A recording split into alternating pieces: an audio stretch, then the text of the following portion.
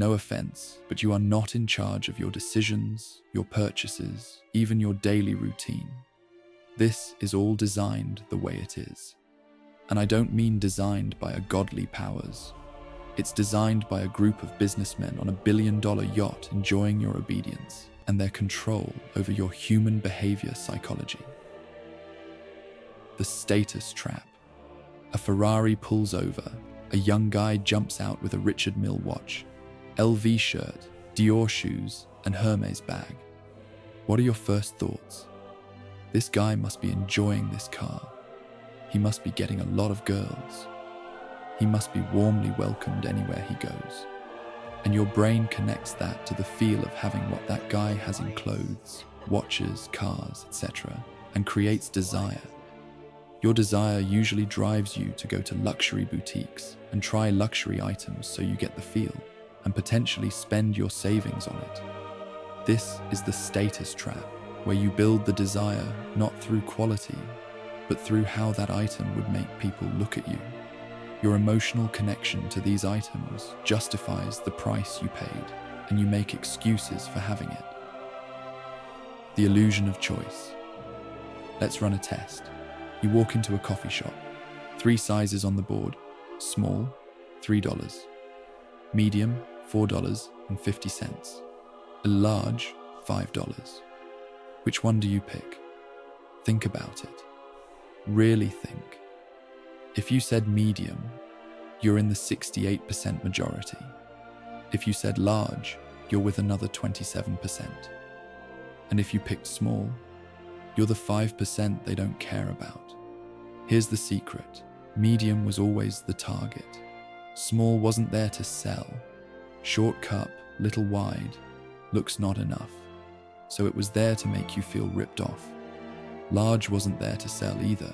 Too tall but slim. It was there to make medium look smart. You thought you compromised. You thought you made the rational choice. But that menu was designed by someone who studied the decoy effect, a pricing tactic where a third option exists only to manipulate your decision. Apple does this with iPhones. The 128 gigabyte model feels incomplete. The 2 terabyte feels excessive. So you buy the 1 terabyte, exactly where they wanted you. A 2008 study by Dan Ariely found that introducing a decoy option increased preference for the target choice by up to 40%. You didn't have free will in that coffee shop. You had the illusion of it. And here's the part that should terrify you.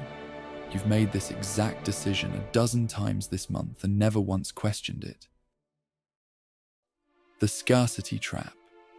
Now let's talk about fear. Not horror movie fear. Worse. The fear of missing out. A principle proven by Daniel Kahneman and Amos Tversky states that humans feel the pain of losing something twice as intensely as the pleasure of gaining it. Brands know this, so they don't sell you a product. They sell you the terror of not having it. Amazon's countdown timers. Only 3 left in stock. Deal ends in 4 hours. Is it true? Sometimes. Does it matter? No. Because the moment you see that clock ticking, your brain stops thinking and starts reacting. A 2018 study in the Journal of Consumer Research found that scarcity messaging increases purchase likelihood by 226%. You're not buying a blender. You're buying relief from anxiety they manufactured. We have all seen the queues on people lining up to get the chance to get a hold of the latest iPhone. The fact is, they receive more than they advertise, but the availability of it reduces the value. The repetition game. Can you name an energy drink? 62% of people said Red Bull, 29% said Monster. Only 9% said other brands. The surprising fact was the majority of these people don't choose either Monster or Red Bull when they want to have an energy drink. There are literally trillions of dollars spent every month on shaping your preferences.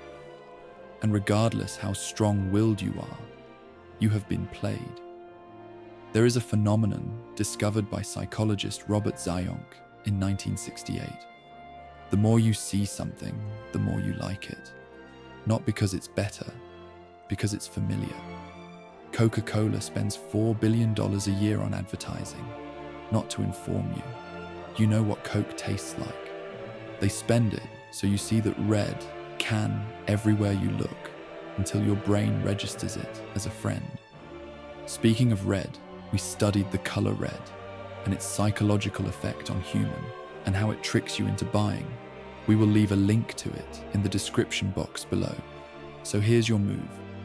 Next time you're about to buy something, anything, stop. Ask yourself, did I think of this or did I see this? If you can't remember, you have your answer.